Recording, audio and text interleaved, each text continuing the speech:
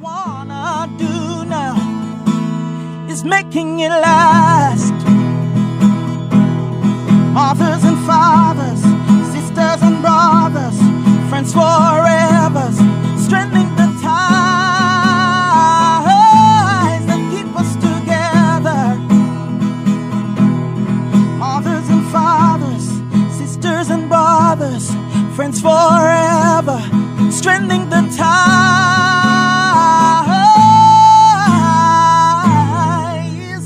that keep us together. It's time for another conversation, and this time around, the conversation is with an educator. So it's going to take a different format somewhat. This is Making It Last podcast. I'm your host, Noreen Daly, and it's all about helping you to have better relationships, not just with ourselves, but with other people. We have Ralna Simmonds. Who is Ralna Simmonds? I said an educator, but what else would you want our listeners to know about you? I laugh because I thought you were going to tell the listeners what you wanted them to know about me. Yes. Oh my. Well, I like to talk, which is important. And more important than liking to talk, I like to have something worthwhile to say. Because lots of persons are talking, but they're not saying anything that is worthwhile.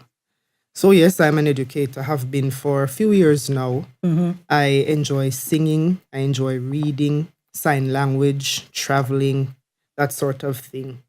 And I am very deliberate about cultivating my spiritual life because at the end of the day, that is the only thing I honestly believe that is going to last. So yeah, that's me. Thank you so much for taking the time to do this.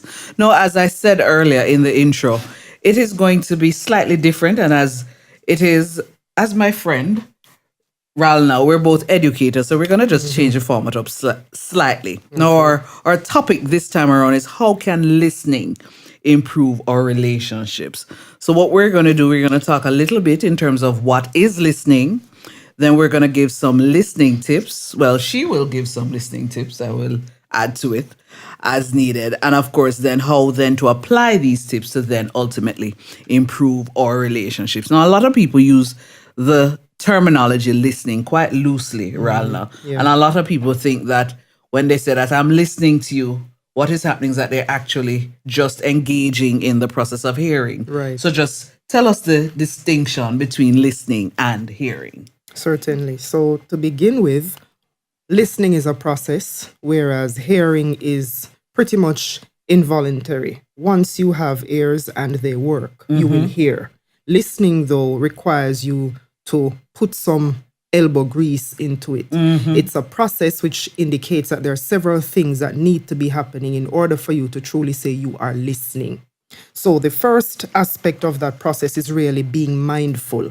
And this simply means being present, being there in the situation. So, for example, you would not want to say to somebody who comes and says, I need to talk to you. You wouldn't want to be on your phone, carrying on with your fingers, checking this, checking that. You wouldn't want to be watching the television. You wouldn't even want to be cooking, for example, and saying to the person, yeah, man, go ahead, I'm hearing you. Yeah, you're right, you are hearing, but the person at the time wants you to be listening. So being active, being present, being mindful means really suspending all other activities in favor of giving your undivided attention, giving your entire self to this matter that is being discussed. From there, we look at physically receiving messages.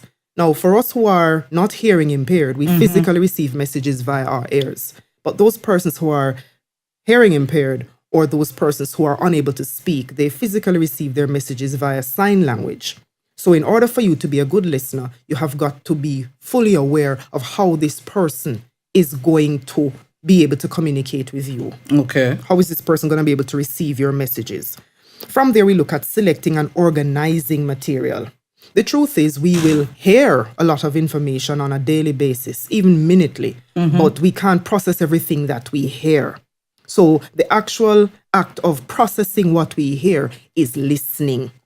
Taking what makes sense, as it were, leaving what does not make sense. Okay. All right. So from selecting and organizing material, we go to interpreting. So after you have done some amount of organization, how do you make sense of what you have heard? Because if you don't make sense of it, how can you act upon it? So many times commands are given and we say, yes, I listened to you. Nevertheless, by the time the command is supposed to be carried forward, there are all kinds of inaccuracies and, Yes. and mistakes. And the problems from there are, they're innumerable. Yes. All right. From interpreting communication, we are able to respond. And once you would have interpreted correctly, your response is going to be directly in keeping with whatever was said or whatever was commanded. Finally, to wrap up the process of listening, you prove that you have listened when you're able to remember. Okay. And I tell my students all the time, the test of memory is not the ability to repeat in exact wording what was said. It is the ability to paraphrase, to put in your own words. That is how you indicate that you really understand what has been communicated with you. So that is listening. You notice I didn't have half of that to say about hearing. Once you have ears and they work, you're hearing. But listening, totally different matter. Much more engaging, much more time consuming. So what it says then is that in order for you to really listen, it's sacrificial. Okay. Okay. Because somebody's listening and saying, boy, all of that, is it that I have to do all of those things then to say that I am listening? It is the process. It is the process. And while you may shorten some parts of it, even by practice, some things could readily become a natural part of you. Okay. But if even at the initial stages, yes, you would be doing all of this. And the truth is, if you're really listening, you're doing all of these things without realizing it. So it's not a matter that you're going to say to yourself, all right, I'm getting ready to listen. And you cross the fingers and you're like, okay, let's do this. All right, this is what I'm supposed to do first. All right, bam, check. done that. I did that. All right. I can move on to this. Check. You're not listening then. Right. You make it Right. mechanical, you make Yes. it unnatural, Yes. and you're going to frustrate yourself. Yeah. And the person who is waiting to have a real conversation with you is long gone while you're busy crossing your fingers and making check marks. Okay. Yeah. Okay. This is something that I didn't say that we're going to, but I recognize it is something we at least need to mention, at least in passing. What then are some of the obstacles that we might, inadvertently have to deal with when it comes on to this process, since it is not such a simplified process as a Right. lot of persons would want Right. to think. Had you not brought it up, then I surely would have. The obstacles are many and varied. They range from being internal to external. So we could look at external first of all. We think of a simple thing as a message overload. If you're trying to say too much in any given space of time, you wear the person out. And it's not a matter that he or she is not listening to you. It just becomes difficult to process all of that information. Yes. So message overload is one. Message complexity. Are you deliberately using big words just to prove that you can? Is there no simpler way that you can say what it is you mean to say? That's a big concern. Environmental distractions also. So what's going on outside? Can you smell the meal being prepared a little ways off? Can you hear children playing outside? Is there loud music? Are you listening to conversation close by? That sort of thing. So anything that is happening outside of your own body, that's an external factor that has the ability to become a distraction that would work against your being able to listen. You could be listening fine and somebody walks past in a brightly colored outfit or something that does not fit the person well. Something that you don't think should have been on that individual.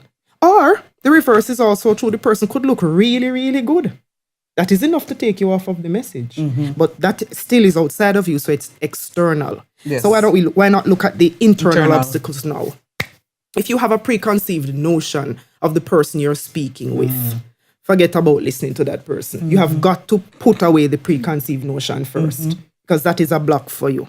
All right? If you're busy turning over in your head how you are going to make ends meet. What am I going to prepare for dinner? How am I going to make up with my significant other? We had such a wretched fight this morning, and I fear this would be the one that will break the camel's back. You're preoccupied, you're worried, you're excited about the trip that you're going to take to foreign in short order. Everything surrounds this one trip. You're not hearing anything from anybody. Well, you're not processing anything from anybody. Lack of effort is another one. I'm tired. I don't like you. I'm not interested in what you're wanting us to talk about right now. But just not in a mood. No bother me. Yes. I really am not trying, and I'm not going to be pushed in a position to try. And finally, I would say failure to accommodate diverse listening skills. So if you're accustomed to somebody sitting and giving you 100% eye contact, if that is what listening looks like for you, somebody who may be twiddling the thumbs, Yes. or folding Yes. clothing, or Yes. touching hair, you could come to the conclusion that the person is not listening, when in truth and in fact the person is. Yes. So we've covered what is listening, obstacles. Now, what then are some of the skills or tips that we can share to help people to improve their listening? Well, you want to know what your triggers are, for lack of a better way of putting it. You want to know what diverts your attention away from what you're wanting to focus on. If you know yourself, you're in a better position to be aware of your situation. Okay. Certainly, you want to make an effort. So I would recommend, if somebody comes to you now, I really need to talk with you. Instead of trying to continue what you're doing and saying to the person, yes, man, talk me, I hear you. You may be better off saying to the person, all right, give me a couple of minutes to finish up this. Yes. We you're watching the news and the person comes, except you can see where it looks to be a life and death matter, or you can ask the person, don't assume, ask. Yes. Can you just give me a couple of minutes to finish this up? I really want to catch the news. Can we talk after? So don't be afraid to postpone so that you can be 100% in the situation. Yeah. Stay away from the notion of muting the television. That is crazy. Because if you know anything about how incredible the brain is, you don't need to hear. You just need to see, and you can put it together. You know exactly what's going on in the program, especially if it is something that you keep up with. True. True. Yeah. True. Make a real effort. Try to minimize the distractions. If a time the person has come or the situation has come is less than ideal, indicate that and reschedule a more Yes. appropriate time so that Yes. you can be there. And also, you want to be aware of what the forms of non-listening are. Because many times people do these things and they don't realize. Pseudo-listening, that's when you're pretending to listen. Not good. Monopolizing. So I come to you and I'm telling you about a situation that is close to my heart or whatever it is. And it just so happens that you had a similar experience. And you say, hold on, you think your story really yet? Listen to this. And you take it over from Yes. me. But I was the one who came to talk with you.